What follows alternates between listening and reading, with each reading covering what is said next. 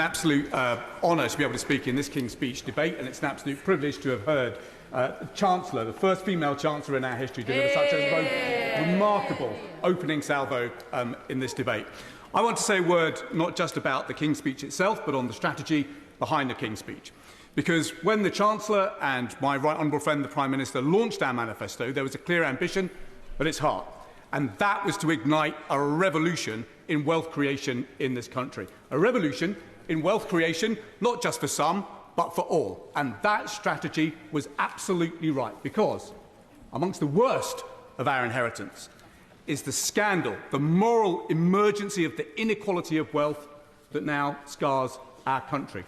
Madam Deputy Speaker, you and I could take a walk this afternoon down to a coffee bar called Shot in Mayfair, where they would serve us coffee for £265 a shot. We could go next door to a restaurant called Arugula, where they serve steak for £900 apiece. Some, if they were lucky enough, could book a night at the Raffles Hotel for £25,000.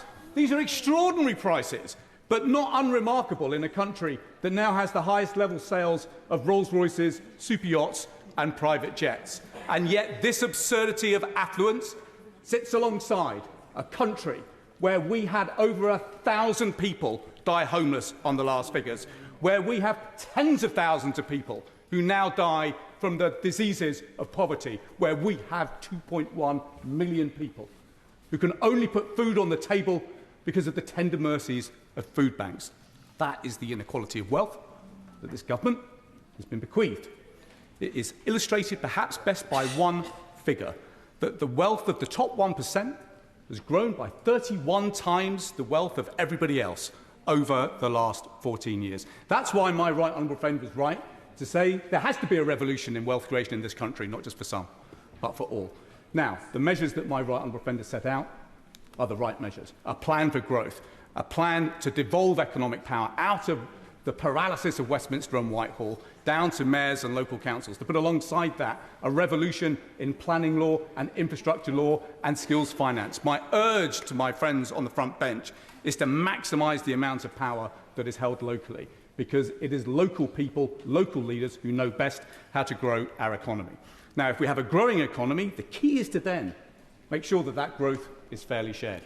That's why the Employment Rights Bill is so important, because, as my right honourable friend said, there hasn't been a growth in living standards for over 14 years. That is why we need to make sure that there is a fair day's pay for a fair day's work. Alongside that, the Draft Equality Act is extremely important, and I would urge my right honourable friend to go further and actually to use the consolidation of pension funds to inaugurate an era of civic capitalism in this country, where we are using the combined £2 trillion worth of pension savings in this country to actually encourage businesses that are good, not businesses that are bad. The kinds of businesses that my right honourable friend revealed when she was a brilliant chair of the Select Committee on Business and Trade, and the kind of scandals which we exposed in the last Parliament in McDonald's, in Asda, in other firms, frankly, who are behaving in a way that would have been reminiscent of Victorian capitalism.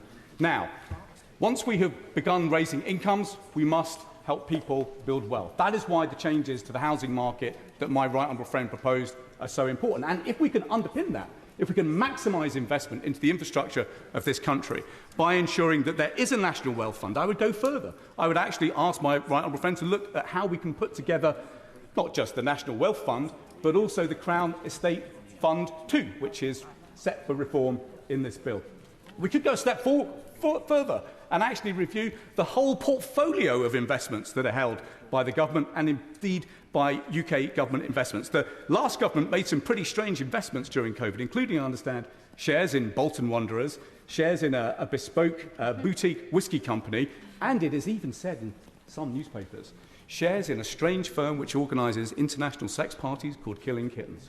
So I would say to my friends on the front bench, it is time that we had a doomsday book that consolidated assets in this country. Let's look at what we need and what we don't, and crucially, let's look at how we maximise dividends that go to ordinary working people in this country to help them build wealth for themselves. Madam Deputy Speaker, perhaps I could just conclude with this. On this side of the House, we have long known that the only way that we deliver and maximise freedom and opportunity for people in this country, the only way that we make those freedoms and opportunities real is if there is security. And there is no security without wealth. And that's why the ambition my right honourable friend set out is right. Not simply to build a wealthy democracy, but a democracy of wealth.